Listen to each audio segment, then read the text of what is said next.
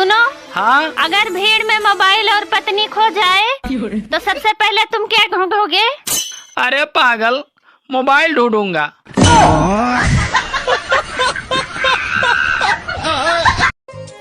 सुनो। हाँ? ठंड बहुत लगती है, एक जैकेट ले लूं?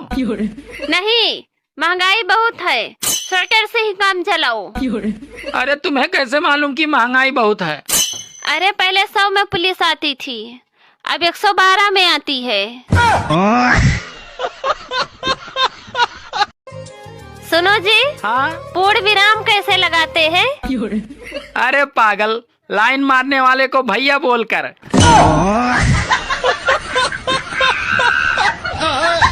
बड़ी किस्मत वाली हो जो तुमको मैं मिला हूँ। तू ऐसी किस्मत पे।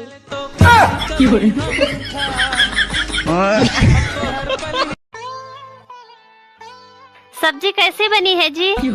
अरे बहुत अच्छी बनी है। पर बेटे ने तो अच्छी नहीं बताई। अरे अभी वो नादान है, शादी के बाद उसे भी मालूम हो जाएगा कि कौन सी बात कब कहाँ बोलना है। बात कुछ समझ न आई, कमी का हमने पाई। जब इतनी ठंड झेल ही रहे हैं तो प्रभु थोड़ी बर्फबारी भी कर दो ताकि मनाली जाने के पैसे भी बच जाए। क्या आप ठंडी से परेशान हैं? हाँ? तो हम क्या करें? हम खुद परेशान हैं।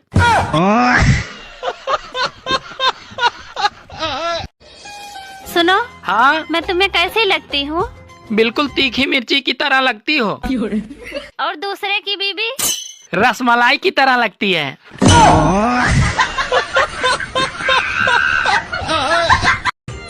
अरे लौट आओ दिसंबर, माना कि तुम नहाने नहीं देते थे, मगर ये साली जनवरी तो मुंह भी नहीं धोने देती।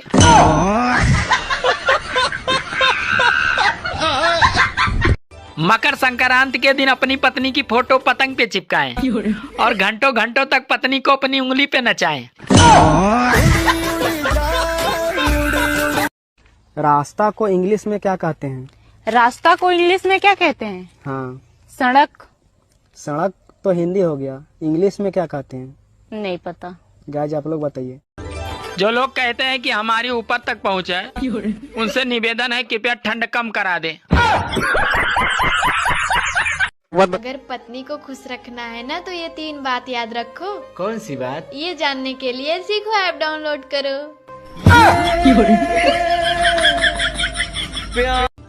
सुनो। हाँ? मैं तुम्हारे प्यार में ताजमहल बनवाऊंगा। अरे इसकी जरूरत नहीं है। देखो ठंड बहुत पड़ रही है, तुम बस रोज बर्तन धो दिया करो। एक बात बोलूं? हाँ बोलो। मैं ना तुम्हारे लिए कुछ भी कर सकता हूँ। ठीक है, आज के बाद कॉल मत करना।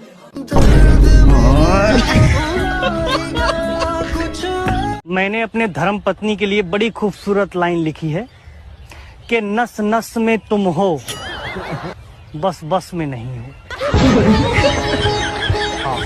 एक पति अपने पत्नी से बोली कि मुझे डिवोर्स चाहिए, तो पत्नी बोली क्यों? तो पति बोले 6 साल शादी का हो गया है, अभी तक मात्र 1 बच्चा हुआ है। तो पत्नी बोली अच्छा, आपके भरोसे रहती ना मैं तो ये भी नहीं होता।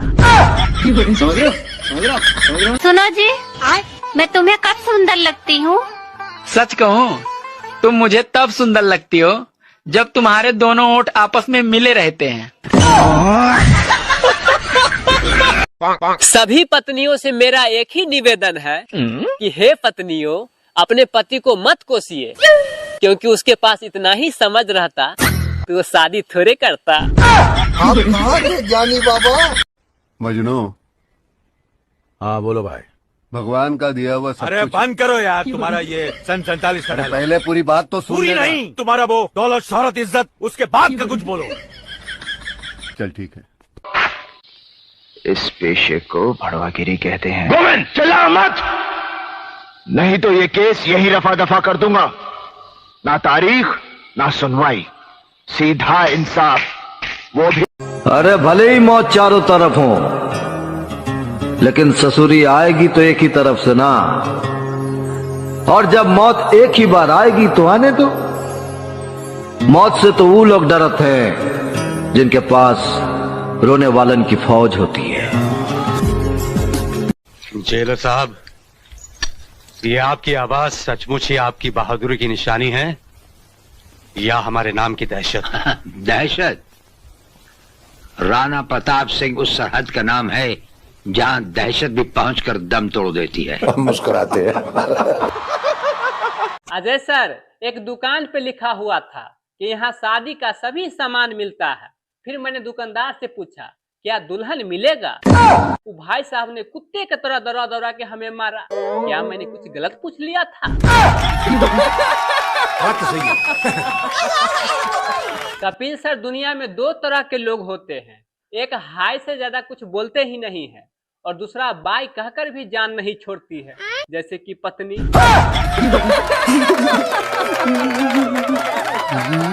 एक मास्टर जी ने विद्यार्थी से बोले, नालायक, एग्जाम का समय आने वाला है, कभी बुक भी तो खोल लिया करो।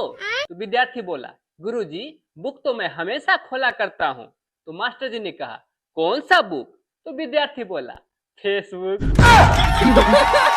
क्या सोच है रे तेरी, मानना पड़ेगा। गोविंदा सर, एक लड़का लड़की बस में ट्रेवल कर रहा था। लड़का परफ्यूम लगा के बैठा था तो लड़की बोली, आजकल लगता है फिनाइल का ज्यादा ही यूज हो रहा है। लड़का भी हम जैसा फनी था, वो भी बोला, फिर भी मक्खियाँ कहाँ जान छोड़ रही है। कैसी लगी आगे स्वाद? कपिल सर, सोचा था इस लगन में मेरा हल्दी लगेगा, फिर से चूना लग गया। लड़की वाले आए और खा पी के निकल गए। बोला लड़का कलुआ है।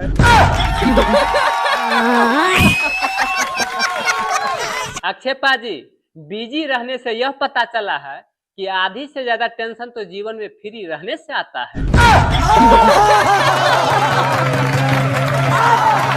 सर, शादी सही समय पे कर लेना चाहिए, वरना बच्चे की डांटने की उम्र में डॉक्टर जोर जोर से बोलने को मना कर देता है।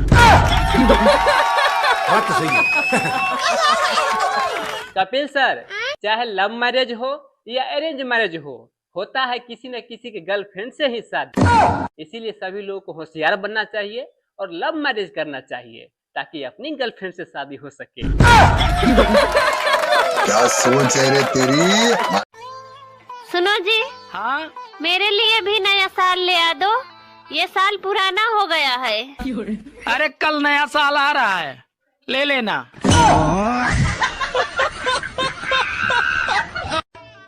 तुम्हें मेरी आवाज से बहुत परेशानी है ना? बस आज के बाद तुम मेरी आवाज कभी नहीं सुनोगे। क्यों? क्या तुम नए साल पे गूंगी होने वाली हो? नहीं, मैं नए साल पे तुम्हें बहरा करने वाली हूँ। सुनो, हाँ, अगर भीड़ में मोबाइल और पत्नी खो जाए तो सबसे पहले तुम क्या ढूंढोगे? अरे पागल, मोबाइल ढूंढूंगा। सुनो, हाँ, कल मकर संक्रांति है तो मेरे लिए भी पतंग ले आना, मैं भी पतंग उड़ाऊंगी। अरे ढंग से चाय बनाना आता नहीं, चली है पतंग उड़ाने। सुनो, मैं तुम्हें और तुम्हारे खानदान को उड़ा दूं, तो ये पतंग कौन सी चीज है?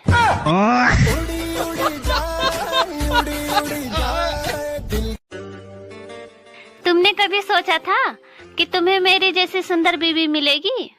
सोचा तो था, पर मिली नहीं। सुनो, हाँ? तुम्हें पता है रोटी को हम क्यों खाते हैं? क्यों खाते हैं? अरे पागल, क्योंकि हम इसे पी नहीं सकते।